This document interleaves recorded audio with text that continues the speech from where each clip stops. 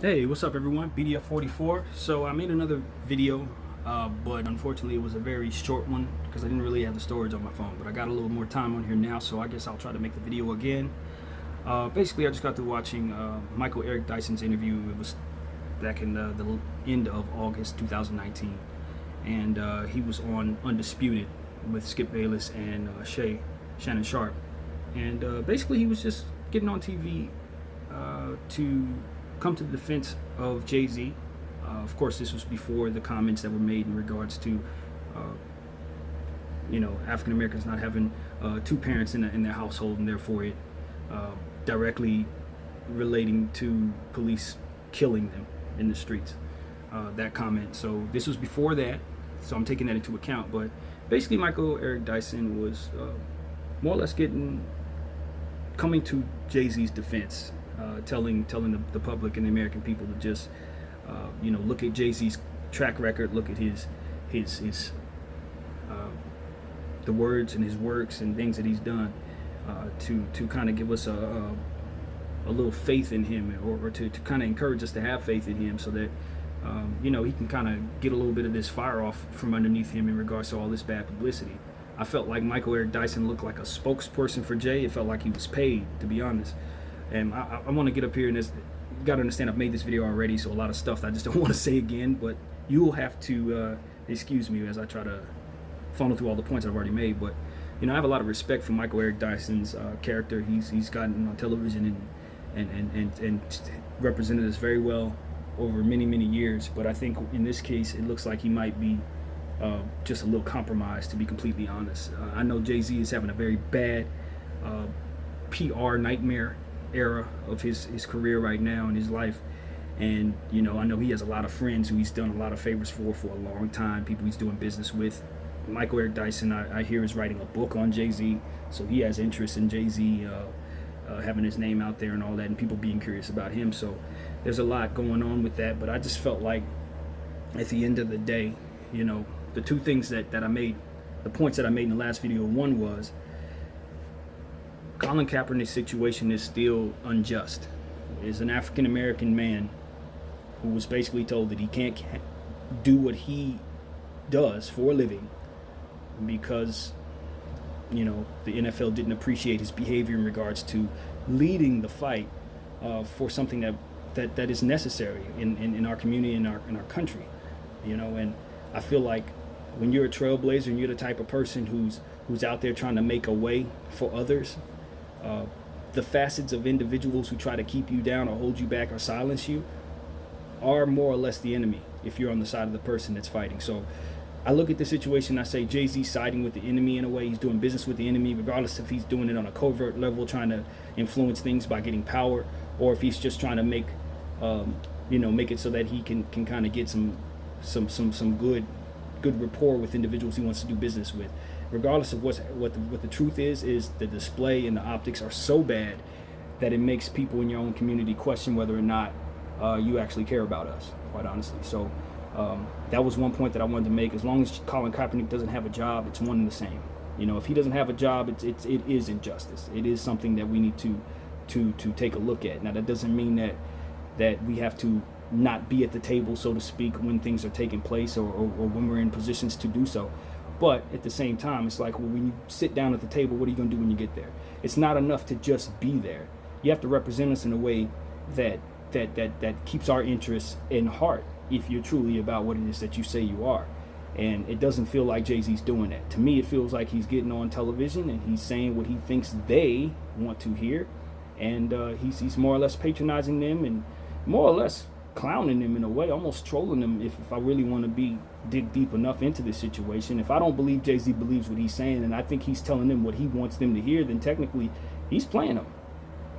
Let's just keep it all the way honest. At the same time, I feel like he's playing us in a way, though, because he's telling us something like, let's move on from kneeling, which is something that I reject, because the issues that were being knelt over have not been addressed in the way that we are satisfied with, which is why this took place in the first place. So Michael Eric Dyson getting on television supporting Jay-Z is fine, but the way that he did it, I did not appreciate, and here's why. he got up there and he basically brought up Malcolm X and Martin Luther King. He said that, you know, he used a parallel way of looking at it in terms of Martin Luther King was a man who was in Birmingham, Alabama, trying to be, so quote unquote, at the table, trying to make things happen. And there was Malcolm X sitting in New York somewhere, not on the ground, talking about what needs to be happening, talking in the comfort and safety of his community. I thought that was extremely disrespectful for Michael Eric Dyson to have done that. Extremely disrespectful in the sense that I personally don't like the fact that when you have to come to the defense of one person, you have to try to belittle someone else. I don't like that. I don't think that that's necessary. A person's merit should be good enough if you're trying to defend them. You don't have to look at someone else and say, well, see, they're worse, so therefore I think that's petty, and it's disrespectful when you're considering who we're speaking about, especially knowing their stories and how things played out for both of those individuals fighting on the same side who did come to terms with that before they passed. And to bring that up as a means of defending Jay-Z and what looks like unjust behavior on his part in regards to our community is nasty, man. I hated that look. I didn't like it. It just made me feel uneasy. It felt like Mr. Michael Eric Dyson had been paid by Jay-Z to get up there and sing his praises because he could not basically do it on his own at this point. He can't get up there and say, yo, please love me because I mean well. So he needed somebody that we respect, just like the NFL is doing with Jay-Z. Feels like Jay-Z's doing with Michael Eric Dyson. So it's like, I hate all of this behavior, to be honest with you. It feels like real full-fledged just selling all the way out on so many levels. And like I said, I understand the importance of being at the table. We have to be at the table, but the behavior that we display when we're sitting at that table has to reflect something that is better than just, I want to make them happy and make them feel like they can trust me so I can, move and maneuver in their world. You are not helping your people when you tuck your tail between your legs in the presence of other people. You're not helping your people.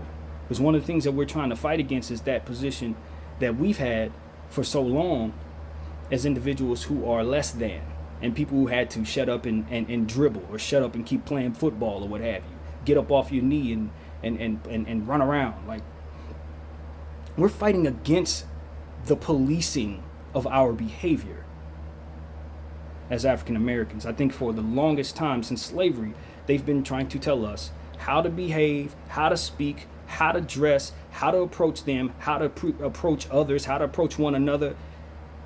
That we have to fight against that if we're ever going to gain the respect that we've been asking for.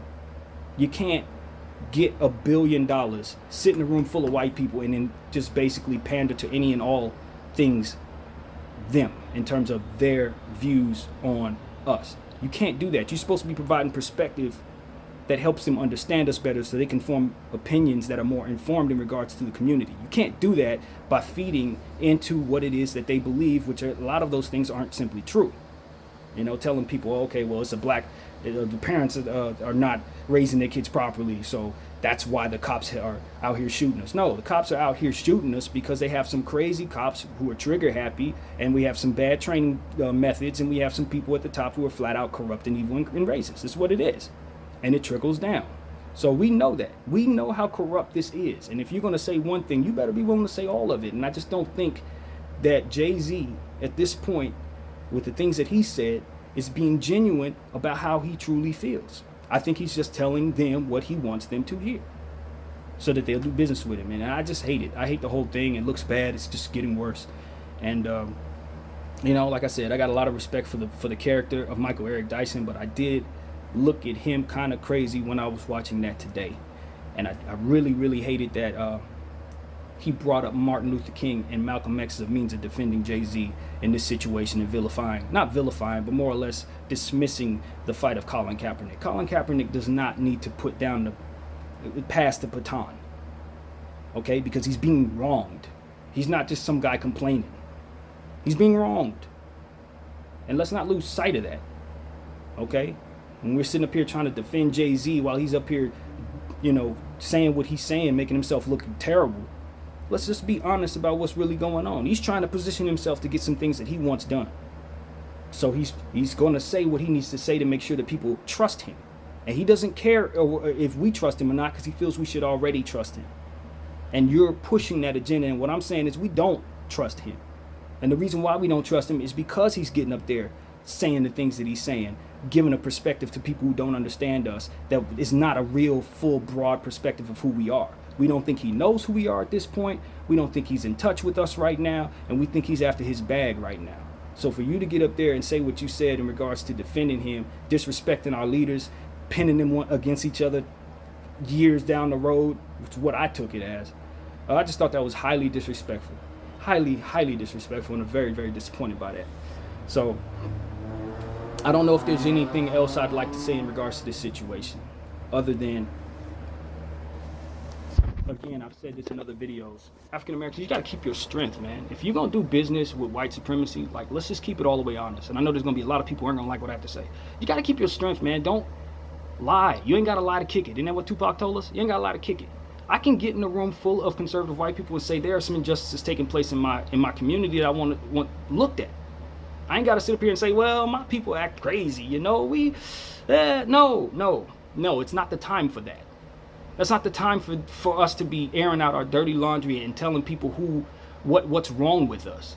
It's not the time. That's not the conversation that needs to be had. What needs to be had is what we want to have happen. Because we're protesting, we're angry, we're hurt, we're frustrated, and people are out here being treated wrongly, dying even. It's not the time to be sitting up here saying, well, we got broken homes, well, we da. There's a time for accountability. You know what I'm saying? But this is not that conversation. This isn't that. What we want is for others to treat us better so that we can freely move about the world and grow and evolve as we are going to. If we have things to address, we'll address them. We have to. But in that room and under those settings, in that circumstance, that's not the conversation. That's all I'm saying. So, anyway, that's it, man. BDF 44. Thank you guys for watching. I don't know. Nothing else I could say really sums up the thought any better. So I guess I'll leave it at that. Thank you for watching. BDF.